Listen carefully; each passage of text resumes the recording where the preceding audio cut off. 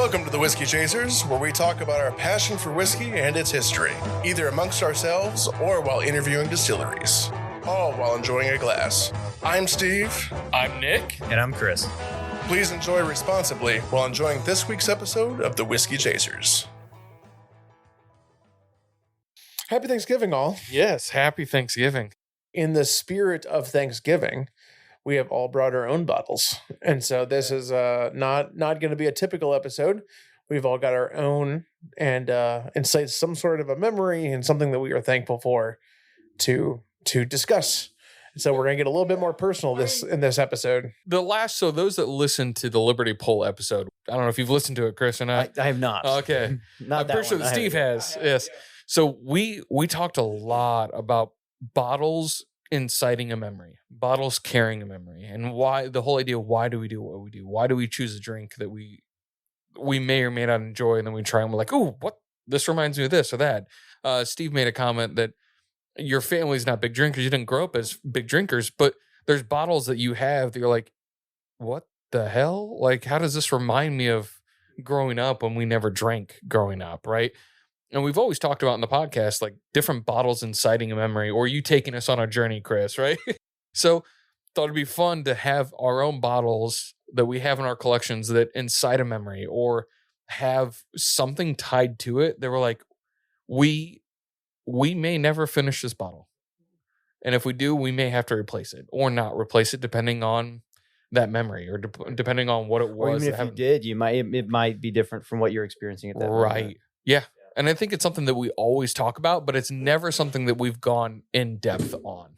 And so this is a Thanksgiving behind the scenes kind of fun episode, I guess. Like a round robin of conversation and bottles. Yeah. And so a topic that's going to come up here is fatherhood, family, all that kind of fun stuff. So what are we smoking with this? So I just before we started recording, I was like, what are we going to do with this? Like smoke wise, you know what I mean? Because we're just there's three kind of different things here.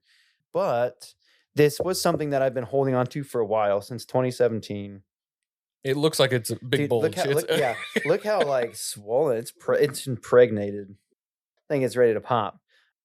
But this Father the Flame, this is another Cornell and Deihl, one of their small batches. But they did this documentary, and I haven't watched the documentary, which is hilarious because it's like been on my list to watch since 2017. Like they filmed a documentary. Yeah. And it's called Father the Flame, and it's about, pipe smoking and, dads and grandpas and stuff, and how it's kind of been a thing that's been handed down. So they came out with a very special, for what they said, English blend, and it was very limited. And I bought a couple tins back in, not thinking a whole lot about it other than it's cool. Yeah. And I held on to them. And then, with, my dad passing away, not long ago, then Steve going through the same thing I did, not long after me.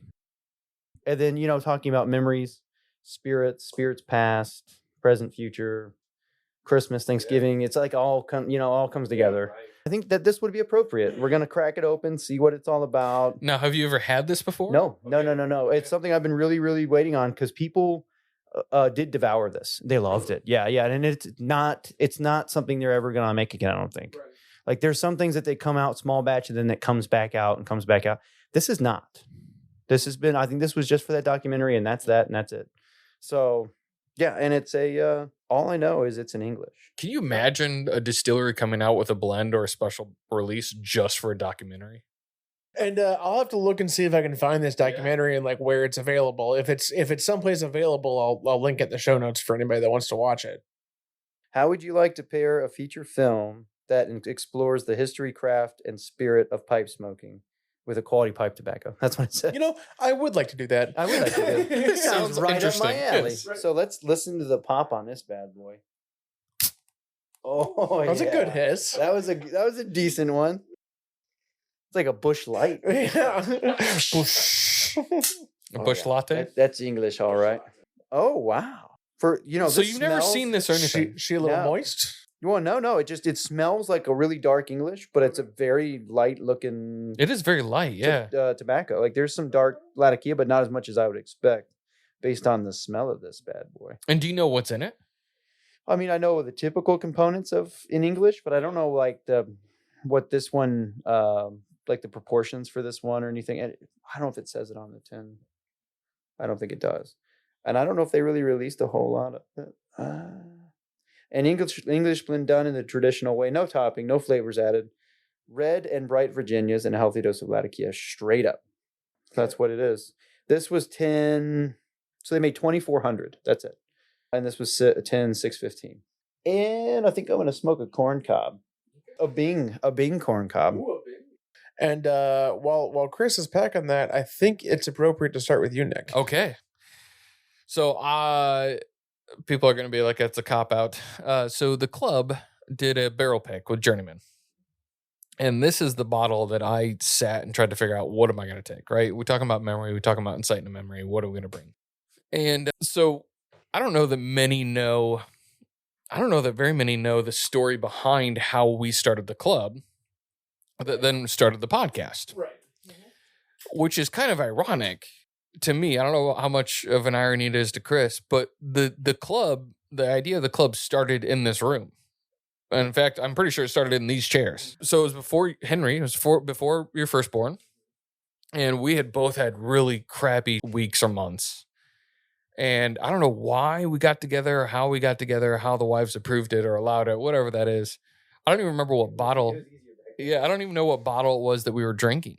But we sat here and we commiserated about how life sucked at that moment. And I think at one point, there was a pause and a silence, and I looked at Chris, and we both grew up in the church, right? We both grew up with the idea of small groups and a small group setting of guys and really just growing together as a community. And I remember looking at Chris at one point and saying, man, I wish that something like this, sitting around a glass of something in a small, close-knit community, could happen outside of the church. Like, that it could be possible outside the church. And so Chris was like, what are you talking about? Like that can happen here. And I grew up in Podunk, Indiana, where it was like Amish and Mennonites, and you don't drink. You don't even talk about it if you drink. Yeah, it was in the closet, right? You don't do that kind of thing. And so I was like, that's not something that can happen. And we started trying to hash out, like, what would it look like? And all this, daydream about this would be so cool, this or that. Jump ahead a couple months and we start the club, which then the podcast came about. Now, when the club started, my younger sister, and this plays into why the bottle is so big for me, is my younger sister was doing graphic design at the time for some companies. And so I reached out to her and said, hey, we just started this club. We would love to do a logo. I don't know what it would look like. Here's kind of the words. At that time, it was Whiskey Exchange. And kind of have a rough idea what we want. A glass is somewhere in there with, rocks. Maybe there's some liquid you can tell. And she created a logo out of kind of thin air, which is the logo that we still have. use. Yeah. Yep. And I was like, man, this is awesome. This is so cool. We have a logo for the club. I always thought, a barrel pick would be awesome to do, but we don't have enough guys to do it. We don't really have the funds. We don't know how we're going to do it. And starting out fresh, we had no idea what that would look like, right? So 4 years down the road, jump ahead 4 years, we're doing the podcast, doing the club. And we got the Journeyman for a podcast interview. And right after, I don't know if you guys remember this, right after that interview is when Micah joined the club. And Micah was like, what the hell? You know who Journeyman is? Like, how do you know who Journeyman is? It was random. It was random. And he grew up with one of the owners. Like he was like, I know the family personally. Like, how do you guys know about this? And then through all those connections, we got to Journeyman for a barrel pick. Now, on the club bottle, on the barrel pick bottle, they actually etched our logo on there in the glass. Yep. So that's number one why this bottle is so meaningful to me, is like it carries kind of that family crest. It's almost like a family crest at this point, right? Like my sister had involvement in this, and without her realizing what the potential was for guys and for the club, she just created this logo. And now this logo is on something permanently, right? It's on there permanently. And I remember coming away from that experience and going, man, this is so much fun. Like, that was cool. But it didn't really mean much.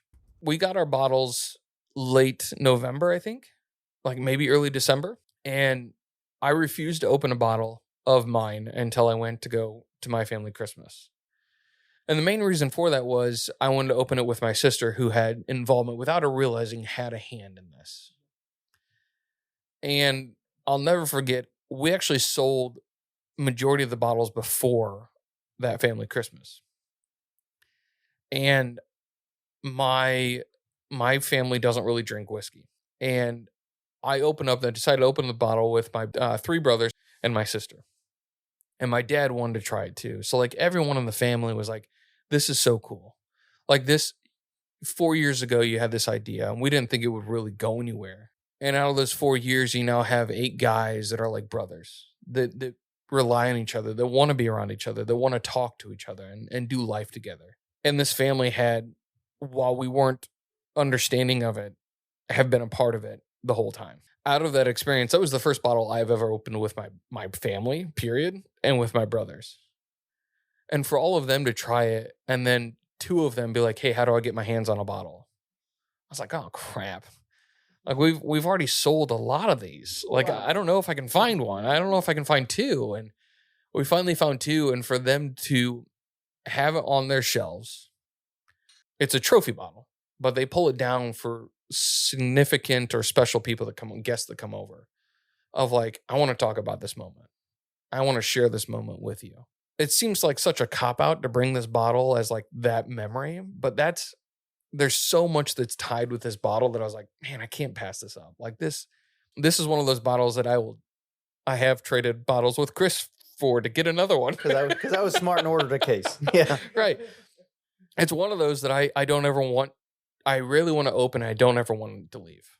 Like it just has such a significant impact on me. And while those listening are like, oh, that's cool. Like it started a club and like came out of a club and came out of a podcast. There's so much behind the scenes that I've seen and we've done that I'm like, I don't think Chris and I ever thought that it would last. Yeah, last or get to this point. Like I don't think we ever and that's the thing dreamed of that this bottle represents so much more than just a memory. Like it envelops so many different things. And it's one of those bottles that I don't think you can pull it down or drink out of it without it provoking some of those, or if not all of those memories and stuff. So I came from a family and a background that on both sides of my family, we have alcoholics and recovering alcoholics. And my parents raised us and grew up with the idea that one sip of alcohol, one sip of beer will get you drunk. Or become an addiction. Yep, it'll become an addiction because that's what you saw in the movies. And your aunt and uncles were that. And so you didn't know any different. And so for me to present a bottle to them that is 120.7 proof. I knew it was up there, but 127 proof, a rye whiskey that most people say, A, that's unfriendly. B, that's so high in proof. To present this bottle to them and for them to try and go, wow, I get it. I understand it now. The validity that the club and podcast brings to the idea that drinking does not have to be about getting drunk is insane. Well, it's proved our point because you know what you're talking about is when we did sit in these chairs and when we did talk about that, a big thing that we brought up, because you were like, I don't think it can work. You know, This would be cool if it worked. And I said, you know what it sounds like? Communion. Remember this? Yeah. We had this conversation, and that's why I always bring that up. Communion. This is communion.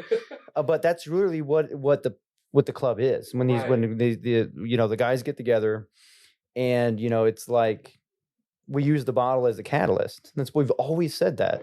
And can this bottle be more than just what it is? And it has become that. And that's what you're saying. It's validating everything that we thought, when we were planning out the club. And that is something to be proud of. So that's a whole nother thing that comes out when you bring this bottle out. Do you guys remember the names that we tried to figure out once we got a cease and desist for Whiskey Exchange? Do you guys remember the random names? No, I don't. I remember getting that and having to come up with a different name, but I don't really remember the process very much. One of them was Whiskey Communion. And it was based off of that idea. It was okay, which is cool. But we were like, I don't know if that, I don't know if it we fits thought it was a little too on the nose. Yeah, I do still think it's cool. I know. I think it's really cool because it speaks to what this is. It speaks to how we view bottles. It speaks to how we treat alcohol. Is It's a communion. Every bottle we open, every glass we have, it's a conversation beyond, ooh, I'm getting cherry. Oh, I'm getting oak. Oh, this is too high proof. Oh, what is this going to do? It's beyond a review, and it becomes something personal. It becomes a memory. It becomes a reason to get together, and dig deep and share and do the things that you don't normally do on a daily basis. No, and that's the thing. I mean, when we get together, for one, there are 8 guys that have pretty much all been the same 8 guys for almost 5 years. There's been a couple of people in and out, but for the most, like 6 of them are from the beginning. So that means that 6 people have gotten together every month for 5 years, which is almost reverently. Yeah, most of us don't miss very often. Big life things and shared, joys and sorrows and come together and we're all, in our 30s or so, so that means we're in the point of life where stuff is happening. Kids are being born, parents are passing, like people are getting married, whatever it may be. Careers are either becoming or ending or changing. Or we're going through 3. The club has been together through 3 kids for you. Almost 2 kids, about to be 2 kids for Blake.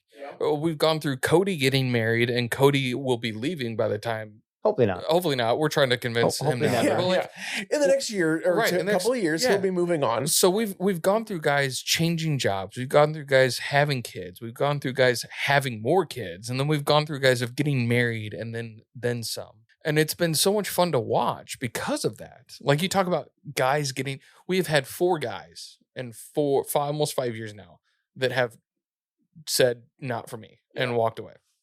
And out of those 4 guys, 2 of them constantly text some of us, if not all of us, and say they're always trying to come back. Yeah, like, man, I miss you guys. Like, I'd love to get together sometime. I'd love to do this. Why? Like that doesn't, because it's special, right? And it for most, it's like that doesn't make sense. And like that's what this bottle. This is why I love this bottle, because it comprises everything that shouldn't make sense. Yeah. All the stuff that don't make sense. That's what it's comprised of. Even the flavor of this thing doesn't make sense. It shouldn't add up to this. And you're like, what the hell am I drinking? Like, what is happening? Things going on with that bottle. Right. Like this whole bottle is a recipe of things that just don't make sense, but somehow just works. Undulations. Yeah. Undulations. Yeah. Right. Yeah, and it is the club is special in that way that we've been going for this long, and in today's world, it's impressive for the 8 of us to be able to say that we have 8 friends. Like that's a difficult thing for a lot of people to even grasp, and I would say we all are. Like it is to the point where we all are friends, like that in the truest sense. Right. We talk in the group chat amongst each other, but I think all of us have probably talked to each other one-on-one or texted back and forth between different things when stuff's going on or whatever else. So that alone is impressive in this day and age to get together with people, and the bottle is our excuse to get together. Right. But really we're there to hang out and to talk and see, whatever life stuff, serious or otherwise, we talk about it all. So this bottle is very special. And in fact, Mary has a bottle of her own that I'm not allowed to open, but she shows everyone this is what we did. It's something to be proud of. Yeah, it's something to be proud of. So yeah, right. If you have a bottle and you're listening, the logo on it is something that, again, I'm very proud of. As an older brother, the baby of the family is the sister, and I'm like, that was her. I'm proud of that. And also, it took me, I think, at least a year before I knew that wasn't just cracked glass. Yeah. I thought it was just cracked glass. Really? Was the background. Are you serious? It wasn't until you told me that it's the layout of the streets of Columbus. You thought it was... No, that was intentional. Yeah. That was by her. I did not know that. We workshopped that pretty hard, me and Ned. Well, we went back and forth. Because she came to that with us. She came with some really great one, and then we kind of tweaked it, and then she went back. And when she finally gave us what we have now, we were both like, that's it. That's it. The background story behind it is Columbus. People don't realize that is Columbus. I didn't know that. I didn't know that for a long time until one of you told me. Yeah. People are big into proud of Columbus. Like, it's actually pretty cool when you realize that that's what that is. It's kind of like, wow, that's a pretty damn cool logo. Yeah. So we can't ever change the name. Yeah, exactly. Right. Exactly.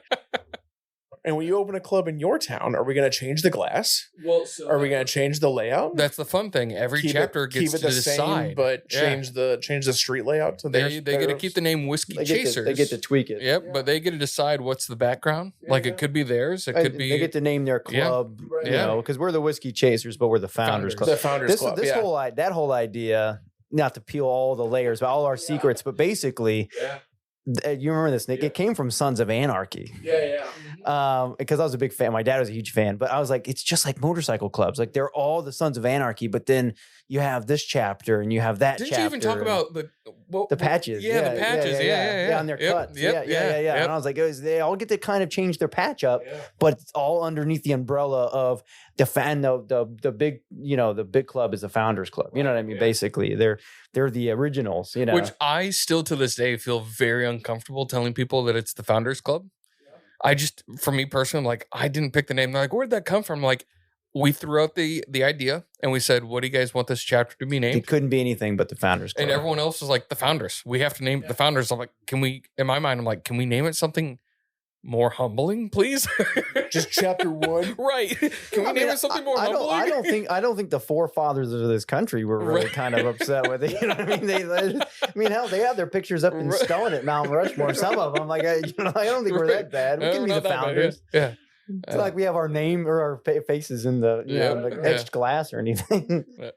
So going from a journeyman to another journeyman, Steve, it makes sense for you to kind of transition to that. For sure. So I'm transitioning to the Election Day Rye from Journeyman. Is this the term 2 or is this the term 1? This particular bottle is it is term 1, and it's not the cast strength, and so it's just the 90 proof. It's also the red, not the blue. It's neither. It's the yellow. It's the yellow. It's the neutral. It's the yellow, and so not the neutral, the libertarian. It's different. It's not neutral. Because Steve's definitely more into that. So yeah, I'm the politics guy, and we disagree on it. Yeah, but it's that's fine. Yeah, that's fine. That's what we do. Sometimes we agree. That's the fun part of the club also, is that there is lots of controversy around the club, around religion, around politics, and we all discuss it, debate it, and are still friends. And I've never seen any of it ever get heated. It's never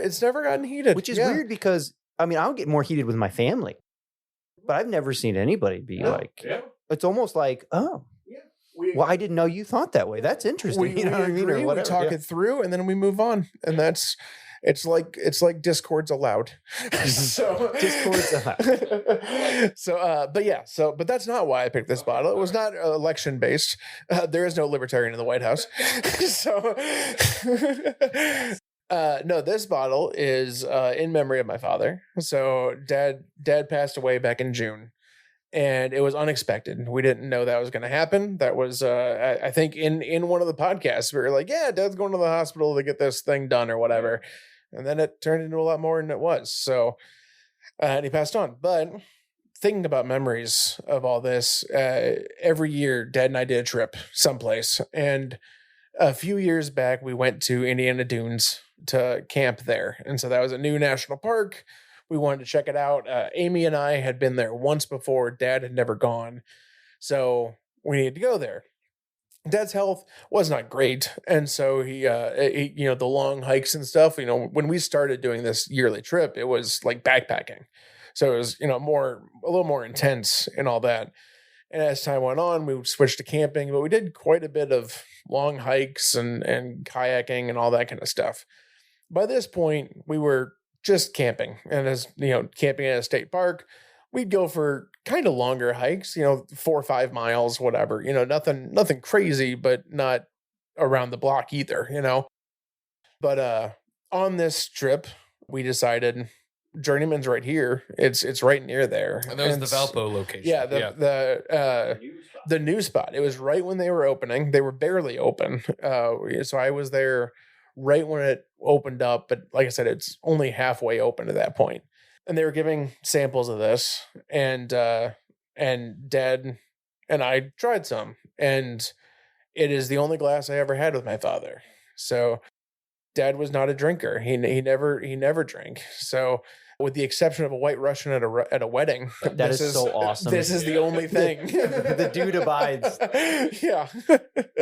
So at some point he found that at a wedding, and that became his drink for things like that. I love that for him, dude. So- There's nobody that's their drink. I love that. When we were cleaning out mom's house, the house, mom just finished moving and stuff, and the liquor cabinet was like, it was the Crown salted caramel, and vanilla vodka, and the only reason was because Dad would add vanilla vodka to like orange pop, and it would make a dream single.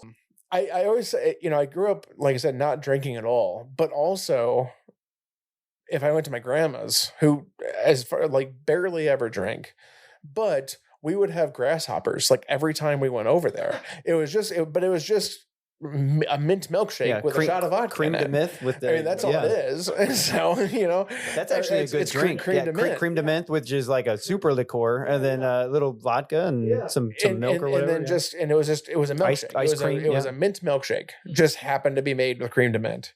You'd have to drink so much of that to buzz. Oh, exactly. Yeah, You'd be sick. That's the thing. I was drinking that when I was 10. Yeah, So, it's definitely not like a drink, But like a fun drink. I didn't even know it was drinking. So I say that story and then also say we never drink. Right. So, I didn't know we drank. There's a difference. Yeah. So the only glass I ever had with Dad was that when we were there and just taking a sample of it. At which point he was like, "Why the hell do you do this to yourself?" I was trying to ask, was it one of those that he enjoyed too, or was it just No, he was not a drinker, which I love. Like bourbon or what. It's just burn. It probably made the whole memory even that much better. It was funny. We got a good laugh out of it and everything else. I bought a few different things while we were there because they had just opened. I think I got some stuff for the club. Different people had texted them, letting them know I was going and all that. But yeah, that's about the only one I ever really had with him. And you'll get this, Steve. Nick, you won't, which is a good thing. Yeah. But eventually, someday you will. But what's funny, and you tell me if I'm wrong, but when your dad's alive, and you have memories, of being a kid, or even just like last week when you saw him, and there's certain things that you think, okay, I'm going to like remember that because that was a super fun thing or whatever, and you have these memories of your dad when he's gone and he's gone forever. It's like all of a sudden, there's different things. There's different memories that mean so much more to you. And the ones that you thought you were going to like hold on to, I mean, they're still there, but they're not the ones that bring like the feelings. No. And it's like the most random stuff that you're like, I never thought that was going to be stuck in my brain, or I completely forgot about that. Right. Then it comes out and you're like, he was such a goofball here, or man, I was really proud of him here. And stuff that you didn't even know you remembered. And it comes out. But then all the other stuff that you've been holding on to the whole time he was there, it's like, it's not that it's not important, but it's not. It's like the day-to-day stuff that you remember the most. Yeah, now. It's the most small things. Yeah. I think the thing that I love the most about that story is, as growing up with parents that don't drink, right, is the fact that your dad was not a drinker, right, big drinker. And for him to try it with you and then look at you and go, I don't get why you drink this stuff. The fact that he took the moment, the time. He wanted to do it with you. To want to do it with you. Like like that's, we talked about with Liberty Pole, that Ellen talked about, that's the thing that brings families together, like people together that they don't realize. They're like, I kind of want to see why you do it. Yeah. And that's the thing. I mean, on this trip, it's a camping trip. Right. And we went, we spent half the day going off to this distillery, and that's obviously nothing he would have wanted to do. And it's not something that he would have ever done outside of this, but it was close by. He knew I liked doing that kind of stuff. And so we went, and he didn't bitch about it. He wasn't upset or whatever else, and so, yeah, that kind of stuff always sticks around. And so that is why this bottle means so much to me. Was that one of the last camping trips that you guys were able to take together? It was, because it was.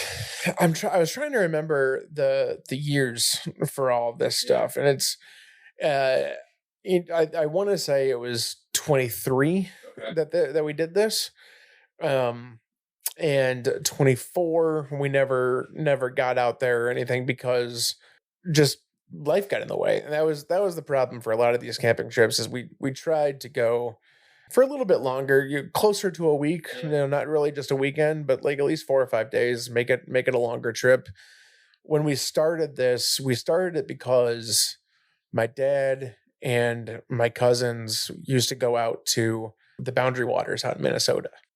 And they'd go out there and they'd be gone for like a week and a half or so. And they were doing like these kayak canoe deal where they're like portaging and like a pretty intense backpacking What is deal. portaging? Carrying it across land. So you're carrying your I just boat. thought you called that hiking. And Wait, your carrying stuff. your kayak? Yeah, your kayak and Oh, the stuff. kayak Yeah. area. So like you're kayaking or canoeing through, you get to a spot where you can't go any farther. You take everything out of your kayak, walk it to the next spot where you're going to get in, go back again, get your kayak and come back. So you could be going back and forth a couple of times. Yeah. So yeah, you're hiking, but with a kayak or a canoe. And it's in the Boundary Waters. Like half the time they went, it rained like the entire time they were there. It was miserable and they loved it. As you do. As men do, I should say. Exactly. Yeah. And I never got a chance to go. This was during my early 20s. This is when you're grinding for work stuff or college or whatever it is. And I couldn't take a week and a half off. I never had a job that I could take a week and a half off like that. So I never got to go. And the first year that I could go, they stopped doing it. So Dad was like, well, then let's do it ourselves. And so let's just do a different one. And we went up to Michigan. We went up to the Manistee River that unfortunately now people know, and it's pretty popular. It's a nice little loop around. It's a good 2 or 3 day kind of loop backpacking trail that when we were there, we saw 2 people the entire time we were there. It was fantastic. The second year we didn't backpack. We backpacked into a camping spot and then set up there, but then we hiked out and kayaked back to the campsite. And the next day hiked out to the car to move it to the other side and hike back and then kayak and do all this stuff. So those first couple of years were a little bit more, like I said, backpacking, a little more intense and camping stuff. And then after that, it slowly dwindled in intensity, but went down to Red River Gorge in Kentucky. That's a great spot. Went up to Pictured Rocks and everything in up in the UP and went up there, the Jordan River in Michigan someplace, and Adirondacks in Pennsylvania / New York. Those were kind of all of our big trips. And then one random one where we went to North Carolina, and it was only because our camper that we have, the camper that we bought is just a utility trailer that you can set up to put a tent on top of it, and like the front and back gate swings out and you put your beds on there. So it's this kind of cool little elaborate thing, and it's super unique. We've never seen one out in the wild other than ours, and all the time people would want to see it and everything. So felt kind of campsite famous.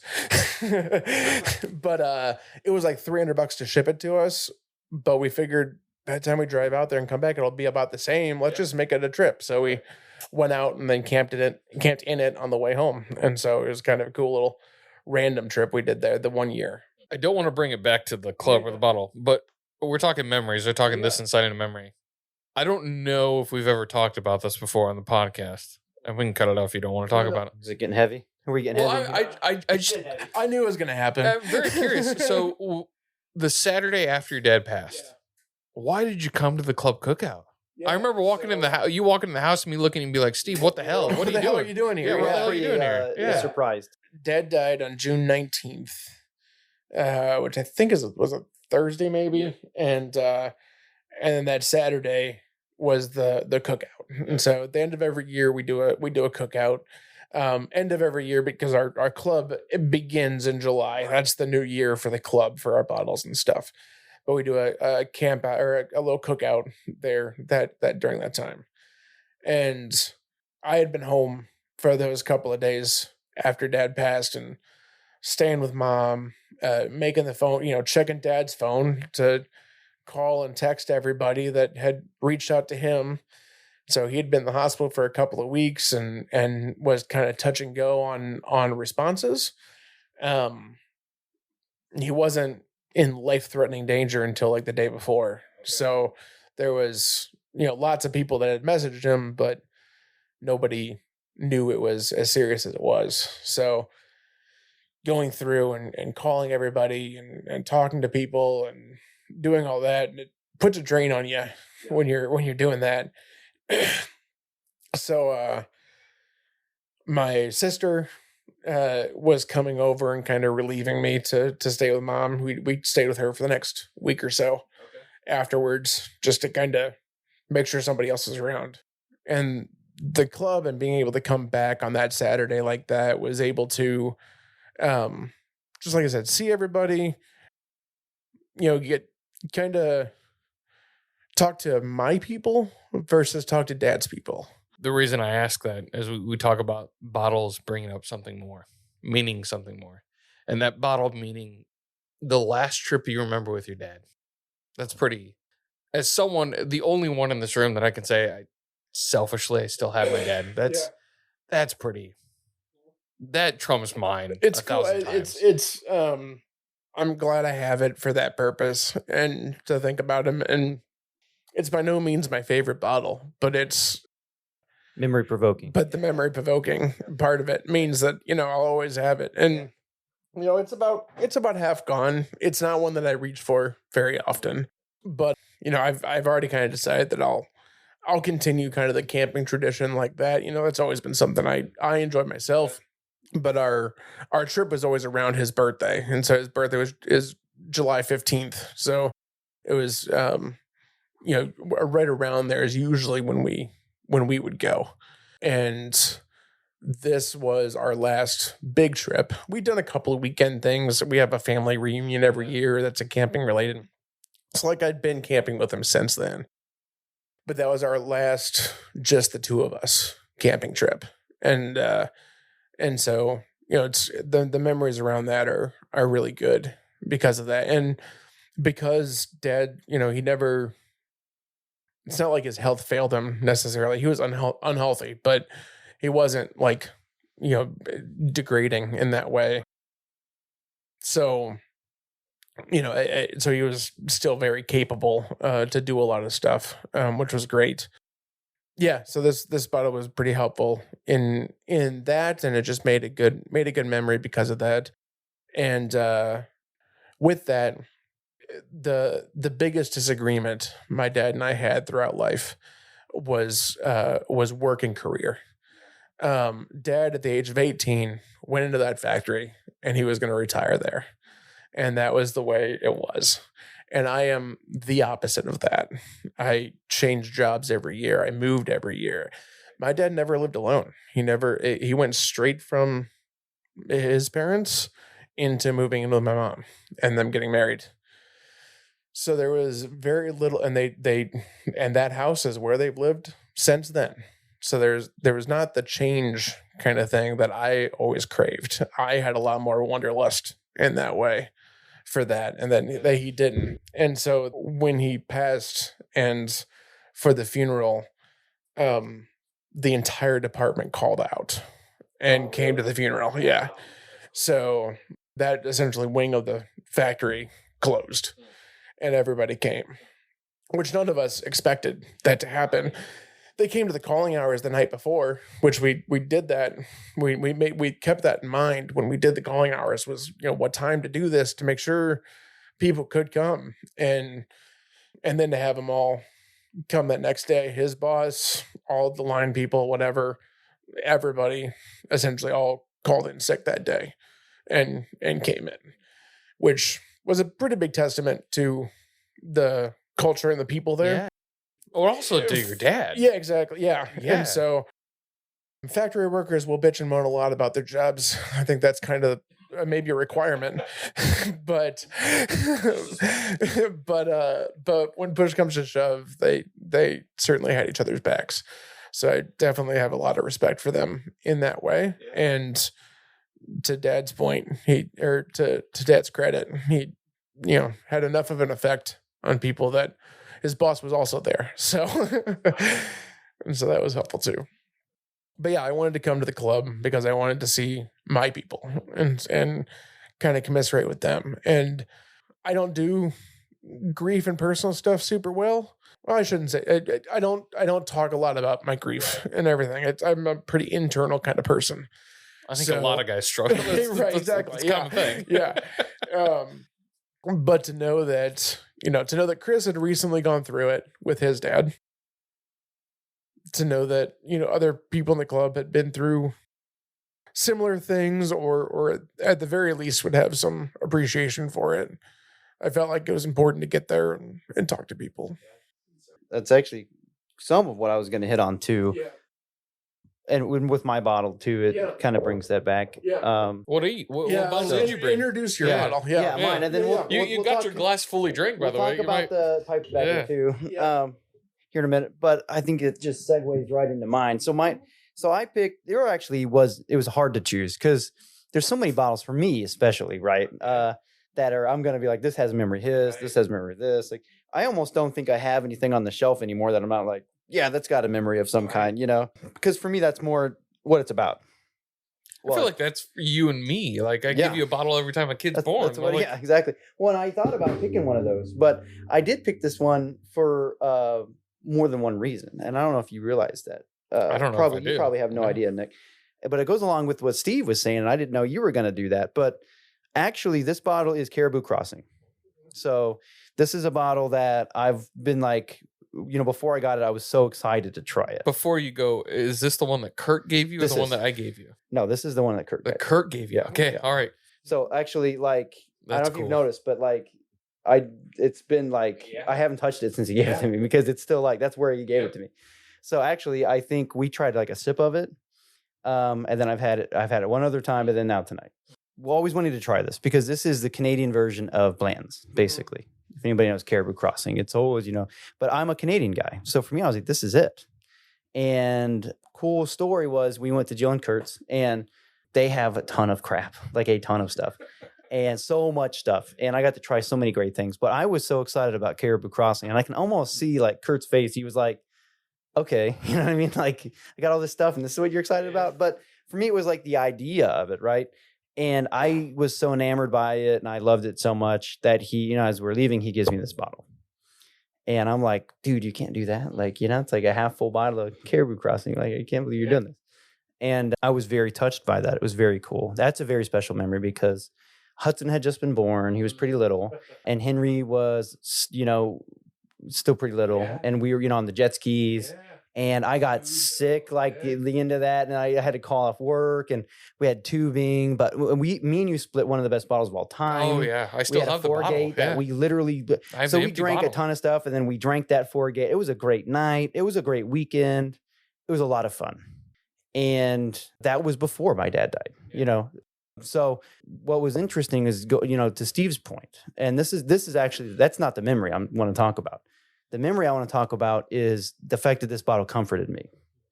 So when my dad passed, it was very unexpected, kind of like what you're saying, Steve. He did end up having, pancreatic cancer, so we knew it was coming. But he had a surgery that was supposed to be very invasive, not a big deal. And I went because I thought, you never know. I literally had a conversation with my brother, Tommy, like, should we go? Like, I think I should go. Just in case. And he's like, I think it'll be fine. He goes, I talked to the doctors. It's going to be fine. But how about you go just in case, let me know what happens. So, he didn't even go because we didn't think it was going to be anything. So, I went there and got to hang out with my dad. And, the next day he goes to the hospital. Dad will see you after the surgery. We're in the waiting room and, it doesn't go well.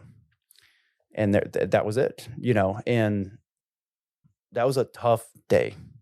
Very tough day, which and that tough day turned into a tough couple days, and I was there without my family, out of state, and I was by myself. And my family was there, but not my family. You know what I mean? And the sucky thing was like, I called them all to come. So they brought their families with them. But I was by myself basically. And it turned into like a rough week.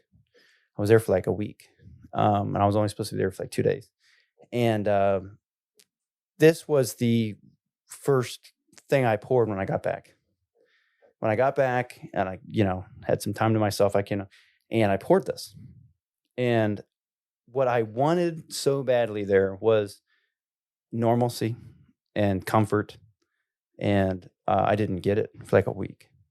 And speaking to your point, coming to the club, that's exactly what you were looking for too. And strength and, companionship and, guys to lean on, right? And you don't realize how much you value that until you need it. And, you'll do anything to get it back in those moments. And I couldn't wait to get back to the club and stuff after that happened. And I couldn't wait to get back to my family and my kids and my wife. And this is something that I poured because I had a good memory from it, from, how I got it and when I got it. And it was important to me. And then I poured it and it did comfort me. And that made a new memory. So now, like, this bottle is something more. And I think Canadian whiskey is even something more, you know what I mean? Like, for me now, it's a very comforting thing. Yeah. But I'm finally, I'm through a very tough time, hard time in my life. And I'm back where I have security. And I'm back where there's some normalcy.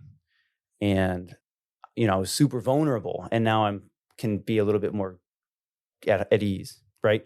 And I poured this, for all those reasons. And I drank it, and it did give me comfort.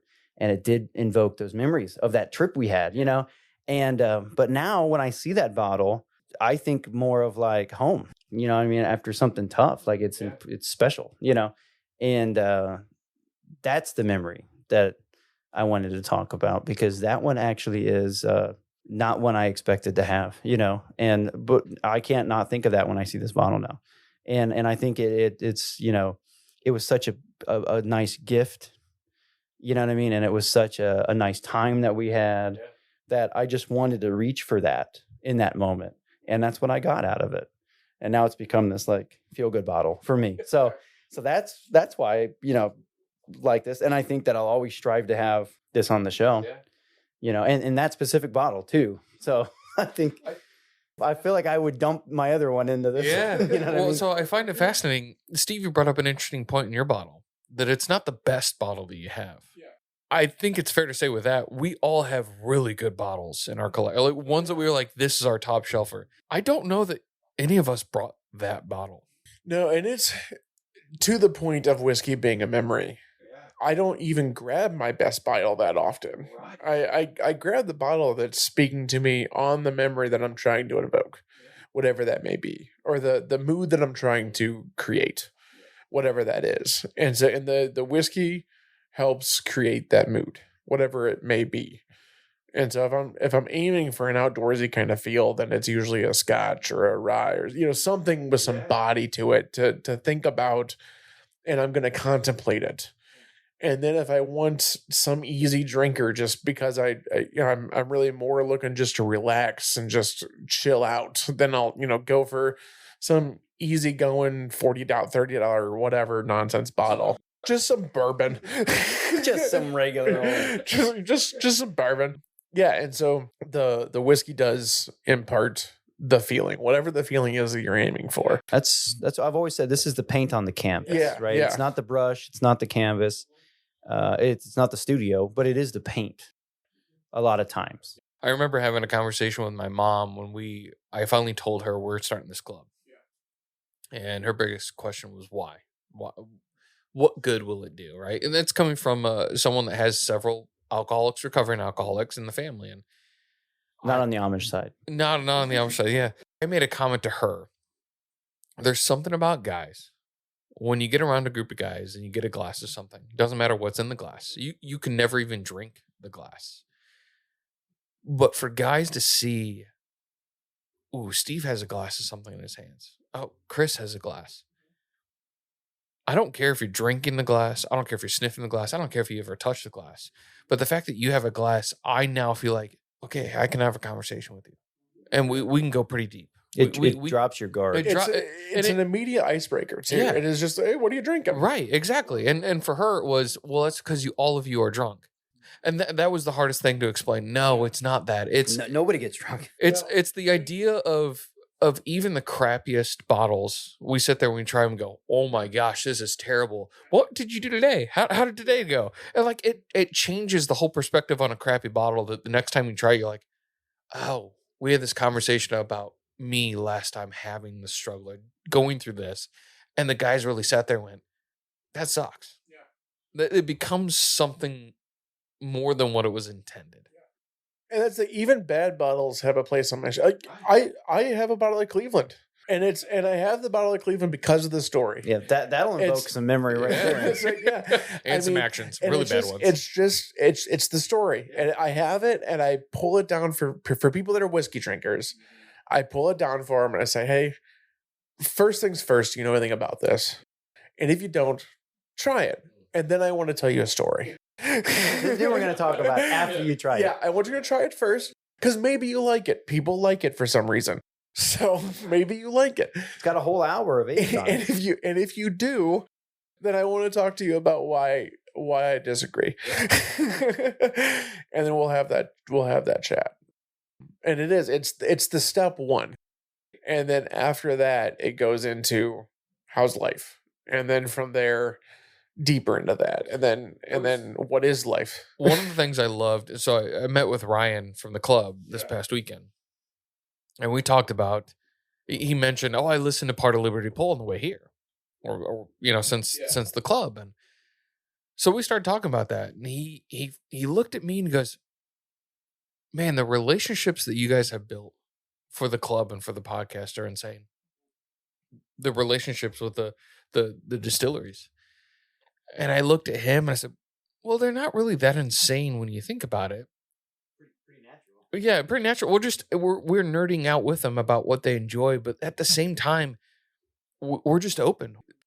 I mean, the fact that we had on the last episode, the Liberty Pole one, you even made the comment, Steve, of we've talked about increasing the number of mics in our setup, and we might have to after this. I think the fact that we had to have some on the deck just in case. The fact that we had 8 people on the podcast, like their whole family wanted to show up and be a part of that. And nobody wanted to quit talking. Right. We all were having such a good time. We had to kind of cut them off. We had to stop.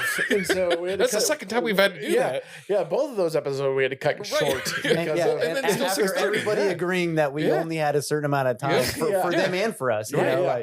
It's hard to stop when you're having fun. It's hard to stop. Well, it's not just hard to stop when you're having fun. It's hard to stop when you get started talking about this and people catch on, oh, you enjoy this too. And it all came about passion that all came about from a bottle that is the silliest of things. I mean, we're talking. It's a beverage. Yeah, it's a beverage. We're talking corn at that point. Like could be Coca-Cola. Yeah. It could be anything. Might as well be Coca-Cola. But the fact that we sit there and we're like, you have a glass too. Yeah. Oh, you have okay, let's talk. Let's open up. Let's just be different thoughts, feelings, and emotions and opinions based on the same drink shared by 2 different people. That's crazy to me. I mean, I think anybody that sits down and says, I'm getting exactly what you're getting, liar, liar. Poser. Okay, yeah. Like quit being like that. Like this is going to be different for, even though if it's the same thing, people are going to have it differently because we all have different thoughts, feelings, emotions, memories, values, everything. Everything about us is different and unique. So you're going to experience something differently than from me. And that's what makes it awesome.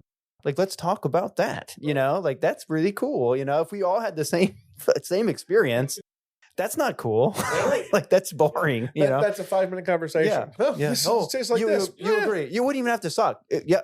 I agree. Like that's all we need to say because you're feeling the same thing I'm feeling. I don't need to say it out loud. I love the fact that I have both of your bottles. Well, I don't have the wax color, but I have term 1 of that rye, and I have your Caribou Crossing, this bottle in my collection. But you don't have the same attachments. Yeah. I wouldn't grab them with the same idea. Yeah. But if I pulled it down for you guys without thinking, it means the world for you guys. Yeah. Like it's so fascinating. You think about, we're doing this on Thanksgiving, right? Families are getting together around food, right? Yeah. Around things that are like, why would you do that? Why would you do this food? Why would you do that food? We get around this idea, food brings people together. This can also bring people together without realizing this does a lot. Along that vein, I just had a very interesting thought. how special is it for someone to share something? Because the way that you just described that, so if me and you went, if we didn't have this night, and me and you went over to Steve's house, and he pulled that down and said, I want you guys to try this, and you didn't have to say anything else, we would never know. But Steve is not sharing a bottle at that point. He's sharing something very special and personal to him. And he's trying to share that feeling that he gets with us, with that, whether he even knows it and we don't know it, whether he even realizes it or not, he gets this certain feeling from this and he's sharing that with us. How special is that? Yeah. That gives me freaking chills, dude. Yeah. And I never thought about it that way, but when someone pulls something down and hands it to you to try, how potentially like, and don't even want to just say special. It's almost like I don't know what the word I'm thinking. You're pulling a piece of you and you're sharing it. It's I don't know what that word is. When you're like, it's like when you're what's that word? Well, like when you're like naked for the first time in front of somebody else. You know what I mean? Ashamed? No. Embarrassed? All right. Yeah, I'm the opposite of that. I'm pretty like proud of it. No, but what's that word I'm trying to think? Not vulnerable. Not vulnerable. Maybe vulnerable. Maybe it's vulnerable, but it's a very that's a very private thing to share. Yeah. And whether you even realize you're doing it or not, like that is just so special. You know what I mean? Like that I never really thought about that before. But that is a very cool kind of a concept. And I think about it, like I do it and I don't necessarily always share the story. Sometimes I do, sometimes I don't. When I went up to my parents and was helping pack stuff up here like last weekend, a buddy of mine from childhood was coming over and he was going to help us in packing stuff up. We needed some muscle, and he's our most muscly guy. He's got it nearby. he's the guy that's gonna do it. Yeah. So invited him over, and I took with me our bottle, the club bottle, to make sure that he got a chance to try some of it. I didn't give him that bottle. I gave him a different bottle, but I did. I wanted to make sure he got a chance to try it. It was one of those things where, for that particular moment, it was sharing a memory, but it was mainly sharing pride. When it comes to that bottle, the club bottle, it's like showing off your oldest son. Yeah, that's a pride bottle for me, where I'm going to make sure I share this with you, and I want you to know that this is from a lot of years of companionship with some friends, and this bottle came from that, and. I feel like I do that oftentimes with various bottles and stuff. But it is showing a piece of you. It's showing some sort of a thing. And whether they never know it or not, doesn't make it any less special. It also might change your guys' even listeners' opinion. That idea of Steve, if we go over to Steve and he pulls this down, of like, hey, pour me something, and this is the bottle that he gets excited about. Think about going to a restaurant. Think about going to a bar where like, hey, what's the last thing you had? Pour me that. Like, what are you excited about? There may be something tied to that they don't realize. The bartenders pull it down. Yeah. And this means there might be a reason they're pulling that. Right. Like the conversation that can be surrounded around that idea of like, why did you pull that down for me? Like, let's have a conversation. There could be a whole study probably based on what somebody would pull down given certain circumstance. I kind of feel like I want to go to whenever I'm at somebody's house or a bar with a good bartender, and I just say, I want you to pour me a story. I want you to pour me something that's going to evoke some sort of a story. And I want a story along with it. Yeah. I'll pay extra for that. Yeah, that is that's an idea for a bar. Pour me a story. For Liberty Poll, Jim made a comment. Tell me the last time someone poured you a vodka that had a memory tied to it. It's a good point. Yeah. That is a good point. No age. I have a hard time with unaged spirits because of that. There's very little tied to it. These three bottles could not be drastically different from each other in story, in reason why we pulled them down, in memory. But in a moment where I feel like Thanksgiving and Christmas are the holidays that you sit down and you go, what am I thankful for?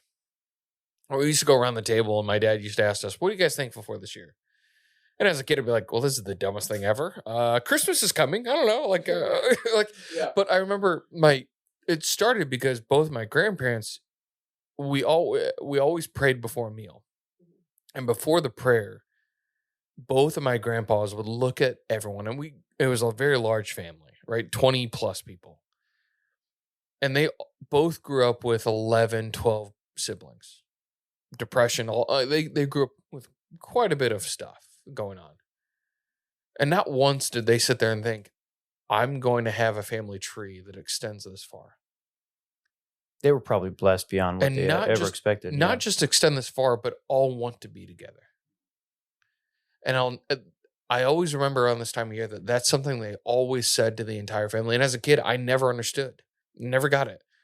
But they always made a comment of, you guys may never know just how thankful we are to be able to stand here and see all of this. And I used to think, what, a crowded basement, a crowded room? Like, what are you talking about? See all of this? But like, that's these bottles. People may never have an idea what these bottles mean to everyone.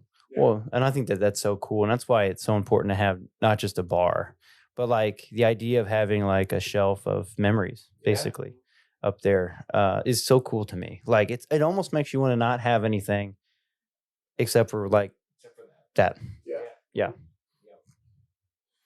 Yeah, and another part of all this is our pipes. Yes. Yeah. And what's interesting is I And- put mine down, but you just yeah. lit that up, and now I can smell it. Yeah, It yeah. actually is a good smelling It's English. really smell, good. yeah. I've enjoyed the smell quite a bit. And we haven't talked much about this, I don't think, and we don't talk too long about it. But for me, pipe smoking started because I found a pipe in my grandma's attic. And it was from my grandpa Snyder, who I never met. I mean, he died when I was like 2 or something. It was, there's pictures of him holding me, but that's the extent of it. Like, no memories of him. I have stories of him that mom has told me or grandma told me or whatever else. Guys in my life, guys in my family don't live very long. All the guys have died young. So like I had a great grandma until I went to college, and I had both of my grandmas until just a few years back. And so, but grandfathers, my dad's dad died when I was under 10, so I was pretty young. I have good memories of him, which I'm very thankful for, because my sister only has bad memories of him. And so, because he had gotten sick and stuff. So she just doesn't have any, by the time she remembered him, he was already pretty much gone. And so, whereas I have some good stories of him. He never smoked a pipe that I'm aware of, but he did smoke a lot of cigarettes. So, Funny how that is. That generation. Yes. Yeah. But my grandpa Snyder smoked a pipe, and I still have that pipe, and it still smells like cherry, because he smoked the cherry tobacco that was so popular at the time. I found that and I decided I want to smoke this. I tried it once and I hated it, because I never smoked in a household full of cigarettes, and cigarettes were a no-no. Because of my grandpa, the way he was, my dad was very anti that kind of stuff. So that was a no-go. But the pipes came about because of a friend. A friend of mine decided he wanted to smoke one also, and so he went and bought one, and we fumbled our way around it for a little bit and stopped, switched to cigars. And then, As you do, because As they're you easier. do, And then you go 'cause back it's to pipe. hard. Yep. and then you just go back. But pipes are, again, usually a generational thing. It comes, that's generally how you come across it. Chris, what is your origin story on pipes? Yeah, I have a interesting kind of a different one than most. It's similar. My grandpa, he smoked cigarettes like crazy. Like he was like a 3-pack a day kind of guy, like a lot. But he did have 2 pipes actually, and I have both of them. And what he would do is he always had a pipe in his front pocket with his cigarettes, and every now and then he would smoke it. And for whatever reason, like, when they smoked pipes back then, it was aromatic. So it did smell good. So usually when you're around somebody who's smoking all the time and it doesn't smell great, when they light up a pipe, all of a sudden you're like, that is so much better, right? And that sight, smell, memory that you get, with it. So I would sit on my poppy's lap while he would smoke a pipe. And I loved it even as a kid.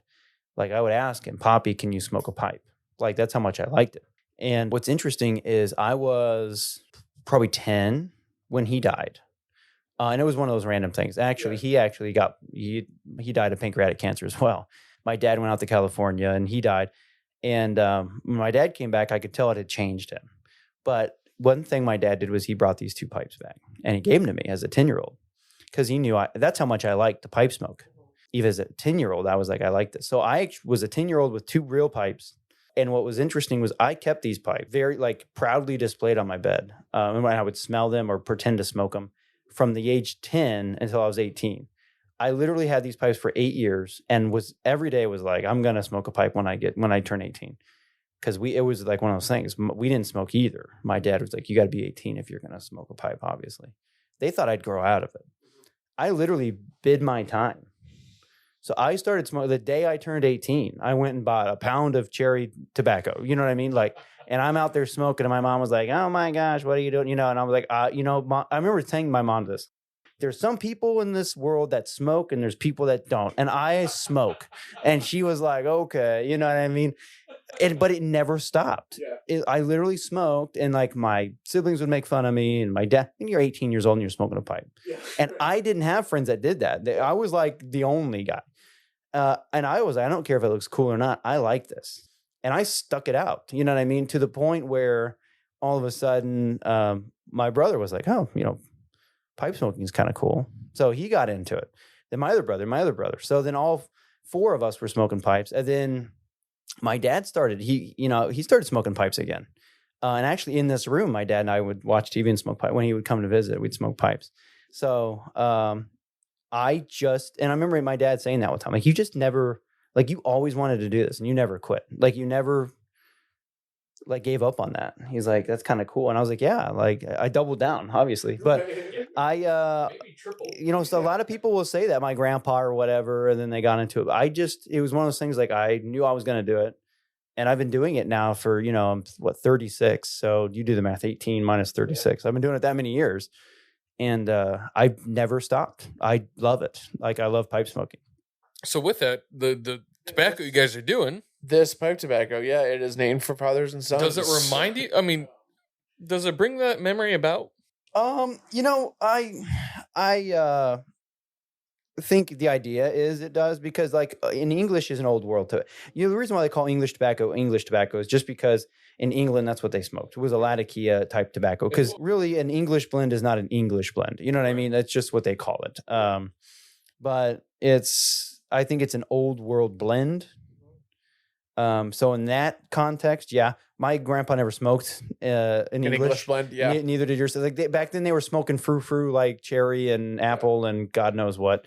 Yeah. So holding a pipe reminds me of just old, just whatever old may be. Like I said, for me, the pipe was never. I didn't even know he smoked until I was dicking around in the attic and found it. Yeah. So usually how it worked at my grandma's house, she had one of those like elven half doors into the attic. Yeah. And that's where all the decorations were. And since I was the kid that was short, I could get into it to get all the stuff and drag it to the front, and then they would take it from there. But that left a lot of waiting time for somebody to go take the tote downstairs and then come back. So I would just fiddle around in there and just looked at everything. I'm nosy when it comes to that kind of stuff. I liked family history and all that. I found a binder full of all of Grandpa's old military records and all that kind of stuff, and this was with it. And so that's how that came to be.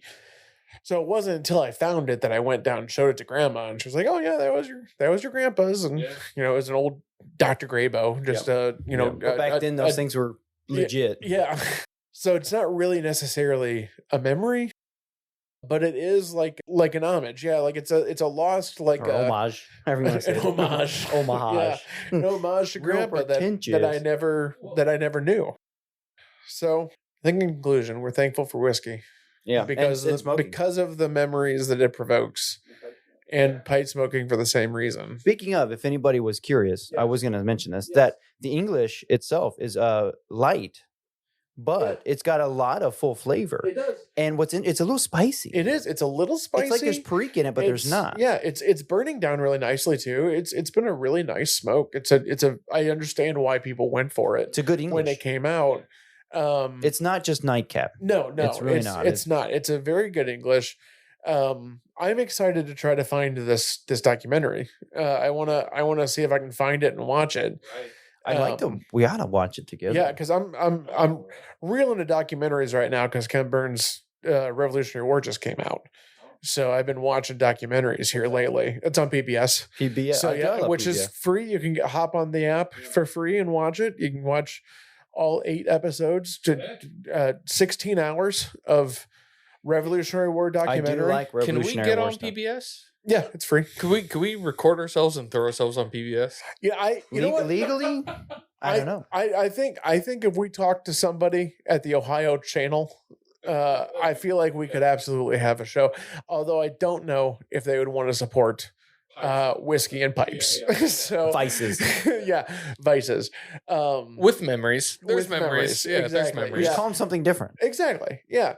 And so maybe OHLQ is going to come up with a streaming service. Puffs and we and can sips? What do you call it? What do you call it? Something different. Medication. Yeah. Curious what ails you. Hey, marijuana's legal. You Right, tell me you can't exactly. smoke tobacco. Yeah. So yeah, I think we are all pretty thankful for whiskey and where it's brought us in terms of all of us coming together. This is the catalyst. This is how I met Chris. I met you through work, Nick. Right. This is how we But met. we really connected through but we this. connected through this. Yeah. And then Do you ever think about, like, it's crazy when you make one of those connections. Like, what if we had never met Steve? right. Dude, talk about missing out. Yeah. Like, dude, I can't imagine my life without you in it, Steve. Yeah. I just can't. Same. Yeah, exactly. Yeah. Nick's fine. but... Nick, he can take it or leave it. But really, the thing is, right here, this is the connection. Yeah. Yeah. This is important. That's Yeah. just okay. You know. And so, and the last thing I want to say is a thank you to the club and to the podcast and everything else for bringing us all together.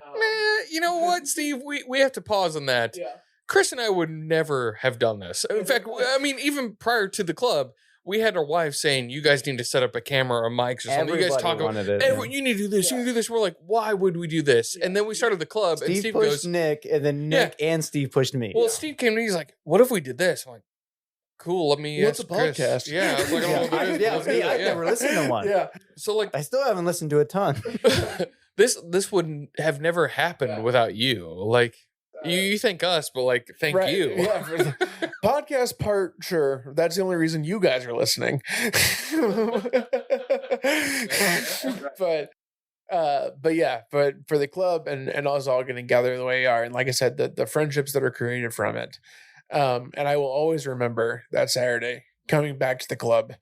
And I will always remember saying, "What the hell, Steve? What are you doing here?" right, exactly. Walking in the You door. know, What are you we doing? we all did our kind of a fairly customary, but a little bit more so that time, all the hugs and all that kind of good stuff. But because we're all guys and we don't really do the whole sweet all emotional thing. Yeah.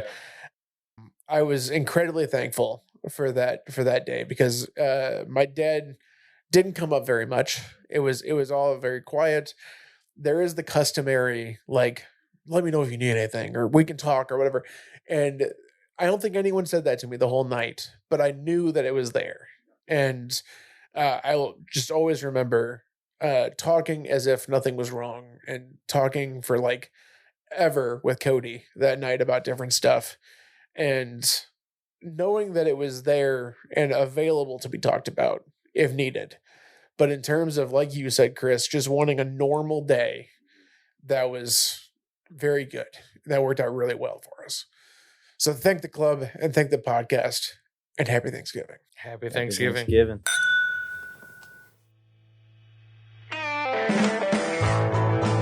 Thank you for listening to the podcast. If you want more great content and other perks, be sure to support the show by clicking the link in the show notes.